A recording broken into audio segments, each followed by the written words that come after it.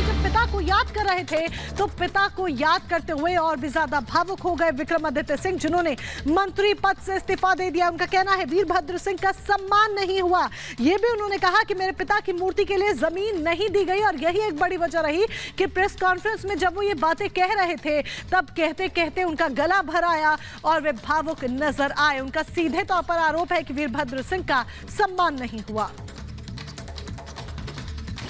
जिस व्यक्ति 6 बार जो हिमाचल प्रदेश का मुख्यमंत्री रहा, 6 बार, जिसने ये सरकार बनाई, जिसकी वजह से ये सरकार बनी प्रदेश के अंदर, उसकी मूर्ति लगाने के लिए 2 गज जमीन इनको माल रोड के ऊपर नहीं मिली।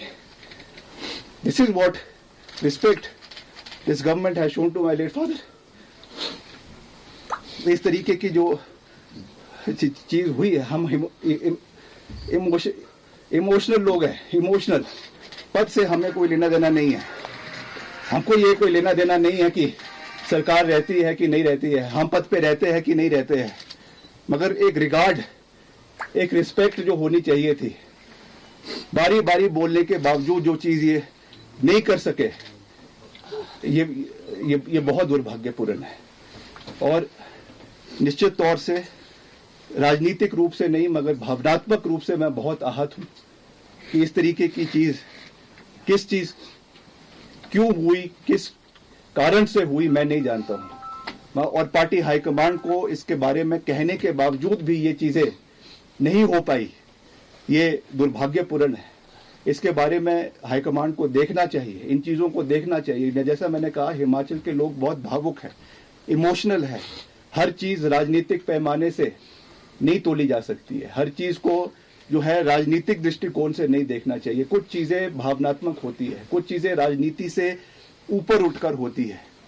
और इसमें एज अ सन मुझे इस चीज का बिल्कुल भी, इस चीज पे जो है वो अच्छा नहीं लगा, और मैं आज इस चीज को जाहिर कर रहा हूं।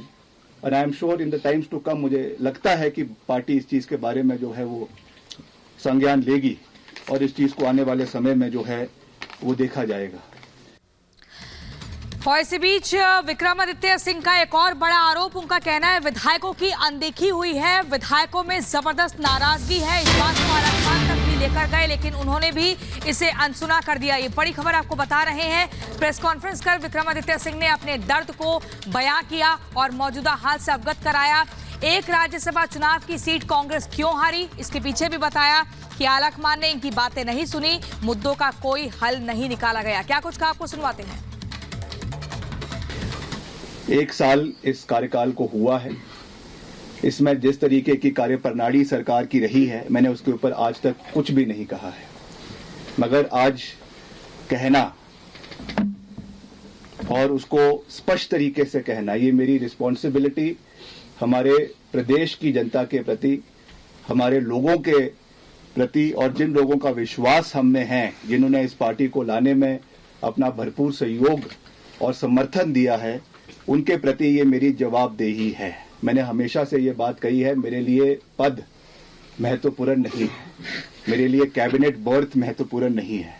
For me the most important thing is the relationship with the people of Himachal Pradesh, और वो किसी पद से नहीं आता है, वो एक विश्वास लोगों के साथ होता है।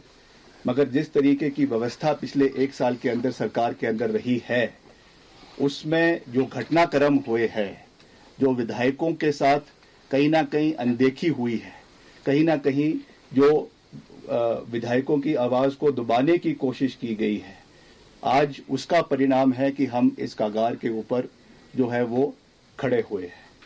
प्रदेश के अंदर जो फिस्कल मिसमैनेजमेंट हुई है वो हमारे सामने है, जो गवर्नेंस सरकार की रही है वो हमारे सामने है।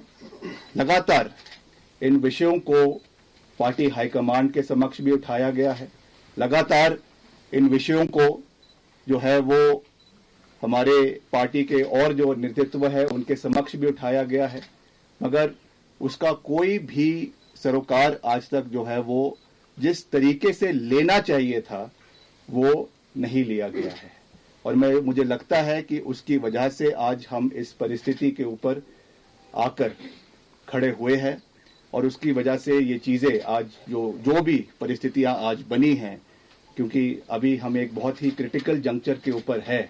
यहाँ से आगे कैसे हम आगे बढ़ेंगे वो तो समय ही उस चीज को बताएगा, मगर I have always believed in calling a spade, और इन चीजों को हमने जहां जहां हो सकता है हमने उठाया है। और हमारे दो सहयोगी इस वक्त हमारे साथ जुड़ चुके हैं। शिमला से सुजाता हमारे साथ है, पंचकुला से वैभव भी हमारे साथ जुड़ चुके हैं। पहले सुजाता का रुख करेंगे। सुजाता, जिस तरीके से विक्रमादित्य सिंह ने अपने मंत्री पद से इस्तीफा दे दिया और खुलकर सामने आ गए हैं, कांग्रेस के लिए ये सारी चीजें सेटल करना कहीं ना कहीं एक बहुत बड़ा चैलेंज हो गया और वक्त रहते इन सारी चीजों को सेटल करना होगा।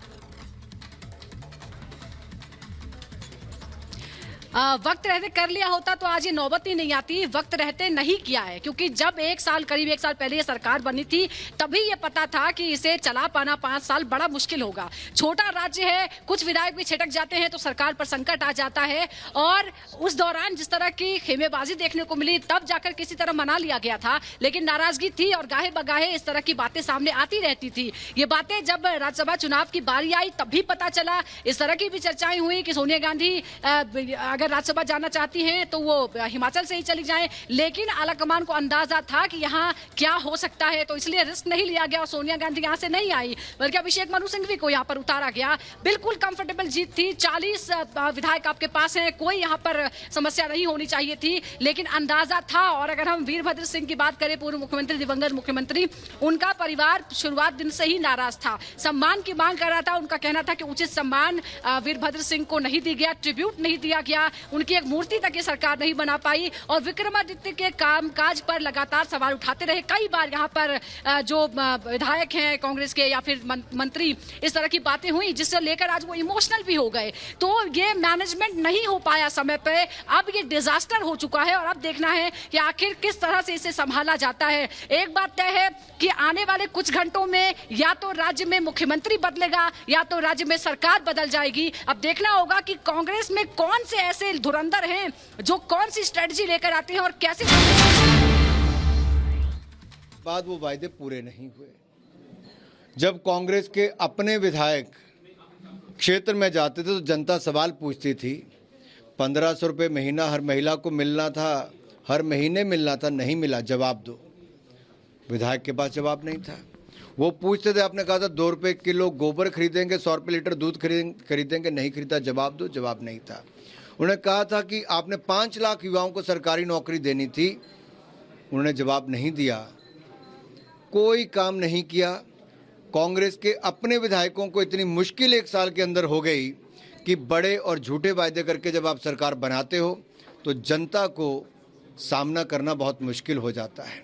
और आज कांग्रेस की हालत ऐसी हो गई है कि जहां जहां बड़े और झूठे वायदे किए वहां कांग्रेस मुकरती नजर आती है और इनके विधायक इनके से भागते नजर आते हैं।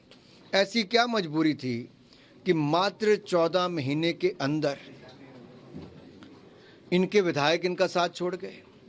एक बड़ा कारण ये भी था कि एक गैर हिमाचली को टिकट दिया गया और हिमाचल के लोगों को ये पसंद नहीं था। छोटा सा राज्य हिमाचल, जहां से एक राज्यसभा का सदस्य बन सकता था, कांग्रेस ने वहां पर भी हिमाचलियों की अनदेखी की। और इसको लेकर भी गुस्सा जहां जनता में भी था, तो मुझे लगता है उसका कुछ आक्रोश कांग्रेस के नेताओं में भी होगा। लेकिन कुल मिलाकर वो अपनी ही सरकार से इतने दुखी हैं कि ना वायदे पूरे कर पा रहे हैं, ना कोई विकास कर पा रहे हैं। ऐसी हालत 14 महीने में हो गई कि विकास कार्य ठप पड़े हैं। वहाँ पे केवल सरकार और सरकार के मंत्री एक दूसरे पर ठीकरा फोड़ने का काम करते हैं।